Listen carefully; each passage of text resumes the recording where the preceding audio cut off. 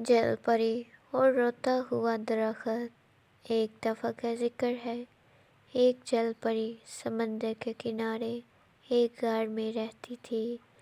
شام کے وقت جب مچھیرے اپنی کشتیوں میں بیٹھ کر مچھلیاں پکڑنے آتے تو جل پری کشتی کے ساتھ ساتھ تیرا کرتی اور ان کی باتیں سنا کرتی تھی۔ مچھیرے مزے مزے سے اپنے خوبصورت گاؤں، ہرے بھرے کھیتوں اور رنگ برنگ کے پھولوں کا ذکر چھیڑتے، اور یہ جل پری بڑے شوق سے ان کی باتیں سنتی اور حیران ہوتی۔ آخر اس کے دل میں یہ سب خوبصورت چیزیں دیکھنے کا شوق پیدا ہو گیا۔ ایک دن جل پری نے اپنے دل میں اس دریا میں تیرنے کا ارادہ کیا جو ان مچھیروں کے گاؤں کے ساتھ ساتھ بہتا ہوا سمندر میں گرتا تھا۔ ایک رات جب چاند نے سمندر کو اپنی کرنوں کا نورانی لباس پہنا دیا تو جل پری اس دریا کی طرف چل کھڑی ہوئی۔ دریا کا میٹھا پانی اسے بہت عجیب معلوم ہوا، مگر جل پری خوشی سے دریا میں تیرتی رہی اور ہرے بھرے گھاس کے میدانوں کے پاس سے گزر گئی جہاں گائیں اور بھینسیں گھاس چر رہی تھیں۔ انہیں دیکھ کر وہ ڈر گئی اور پانی میں چمکدار دم جلد جلد ہلاتی ہوئی تیزی سے تیرنے لگی۔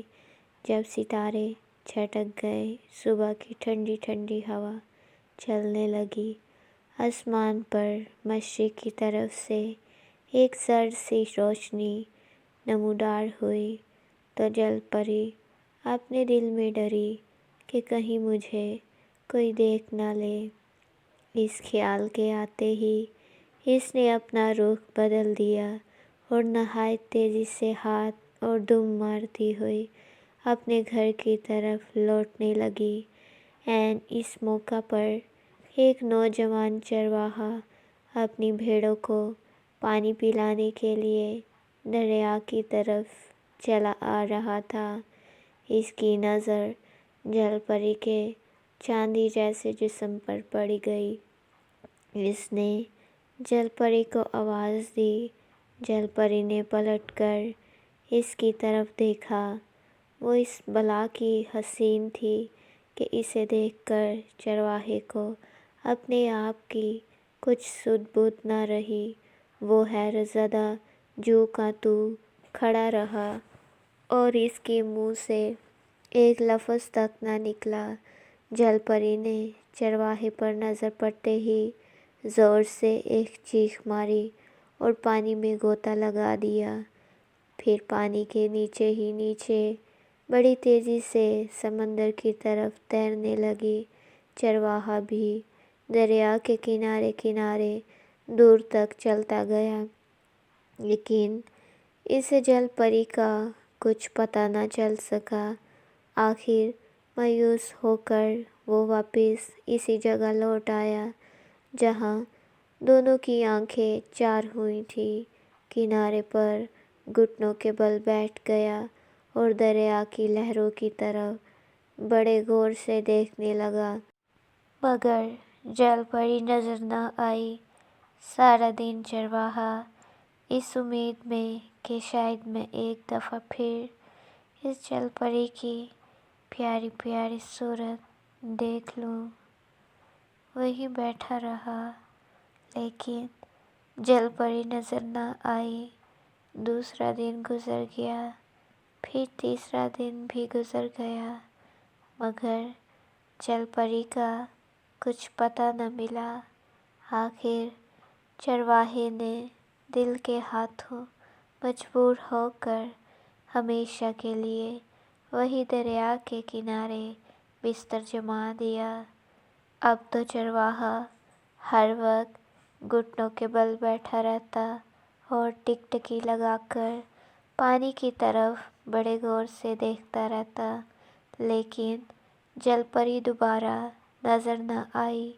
ادھر جل پری کو اپنے غار میں صحیح سلامت پہنچ کر پھر کبھی انسان اور اس کی چیزوں کو دیکھنے کی جرات نہ ہوئی، اور اس نے دوبارہ سمندر سے نکل کر دریا کا رخ کبھی نہیں کیا۔ کچھ عرصے کے بعد چرواہے نے بھوک پیاس اور غم سے وہیں اپنی جان دے دی۔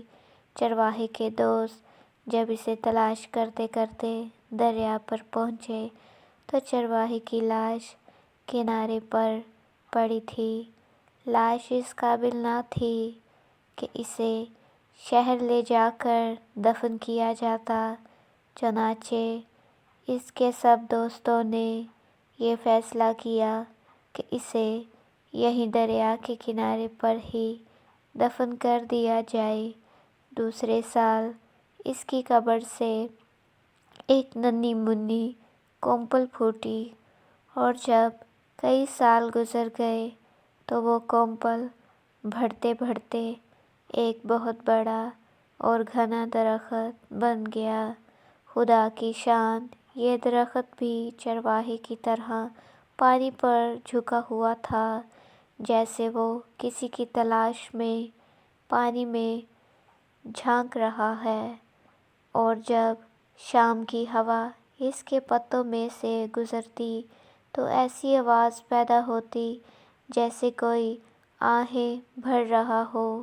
لوگوں میں یہ درخت اب تک رونے والا درخت کے نام سے مشہور ہے۔